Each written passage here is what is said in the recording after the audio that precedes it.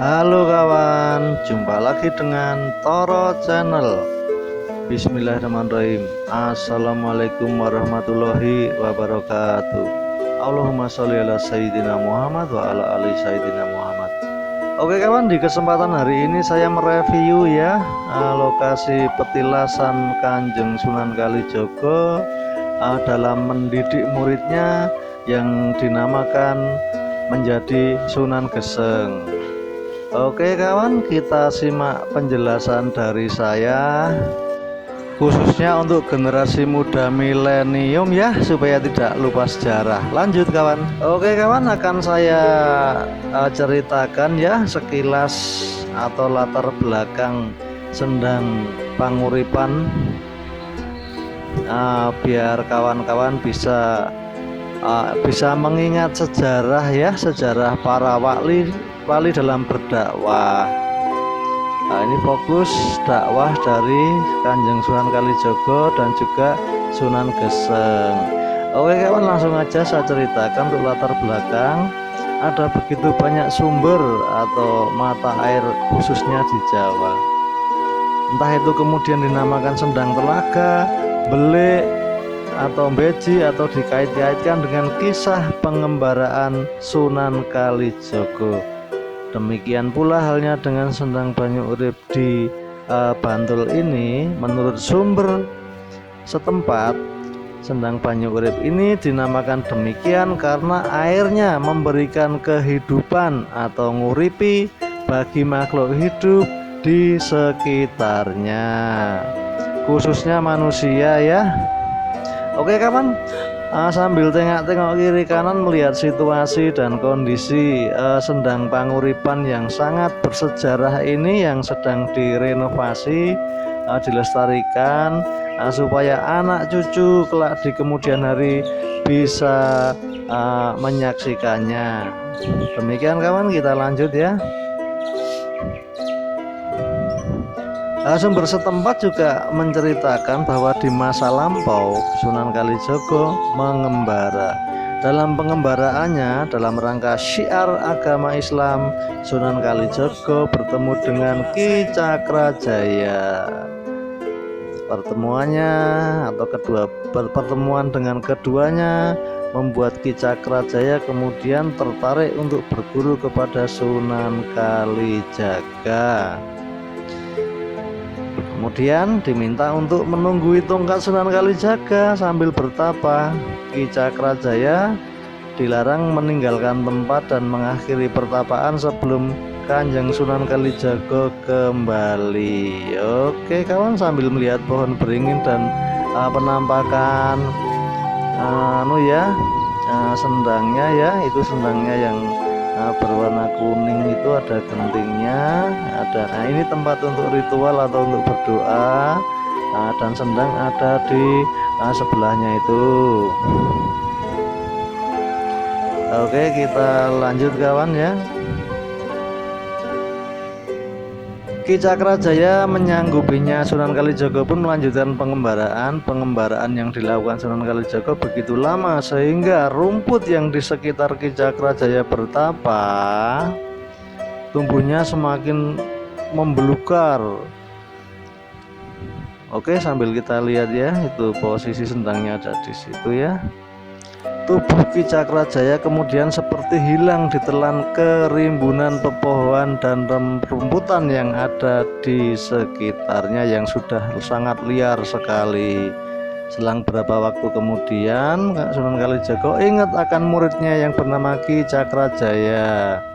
Ia bermaksud mendatanginya. Begitu dicari, Ki Cakrajaya sudah tidak tampak lagi.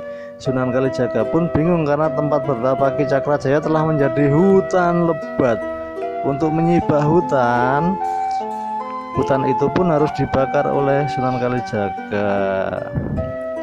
Ki Cakrajaya ikut terbakar di dalamnya. Ajaibnya, Ki Cakrajaya tidak tewas dalam peristiwa itu, tetapi kulitnya gosong. Makanya Ki Cakrajaya dijuluki dengan Sunan Geseng atau Gosong. Nah, ini sambil melihat lokasi Sendang Panguripan ya. Oke, kita lanjut lagi. Oleh karena itulah kemudian dikenal pula dengan sebutan Sunan Geseng. Itulah muridnya Kanjeng Sunan Kalijaga.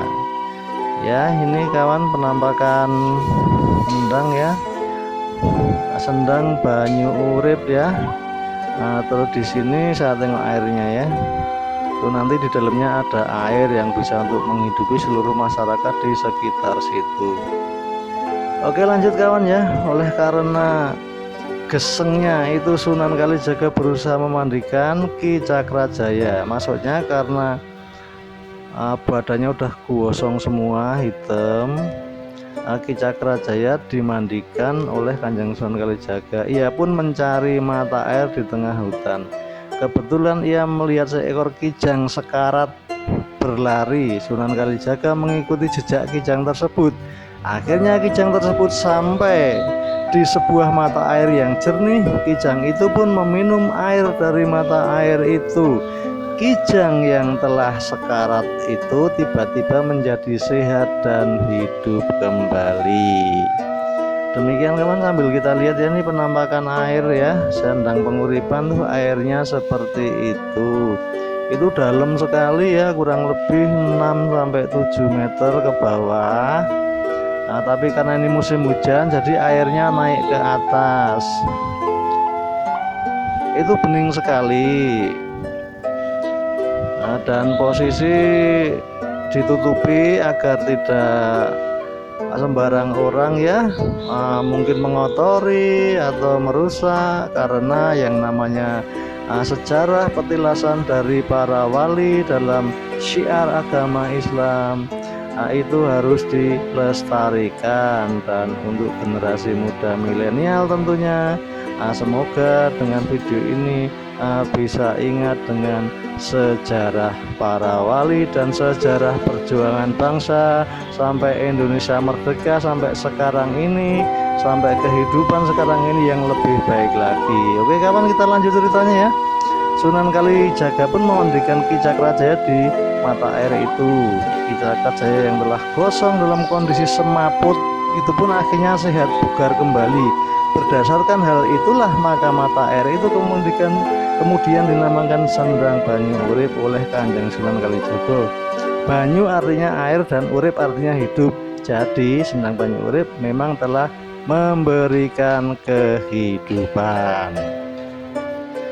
Oke kawan, demikian sekilas cerita singkat dari saya tentang sendang petilasan dari Kanjeng Sunan Kalijaga dalam syiar agama Islam di wilayah daerah istimewa Yogyakarta Selatan. Semoga bisa dimengerti, semoga bisa dipahami oleh generasi muda. Dan apabila ada tutur kata yang kurang baik, ada penjelasan yang kurang valid, ada gambar rekod yang gambarnya goyang-goyang, mohon dimaafkan karena keterbatasan perangkat kami. Oke, demikian kawan ya. Akhir kata, wassalamualaikum warahmatullahi wabarakatuh. Allahumma sholli ala sayyidina Muhammad wa ala ali sayyidina Muhammad. Oke kawan, simak video saya selanjutnya ya, yang pastinya masih berlanjut ya. Oke, jangan lupa like, comment, dan subscribe.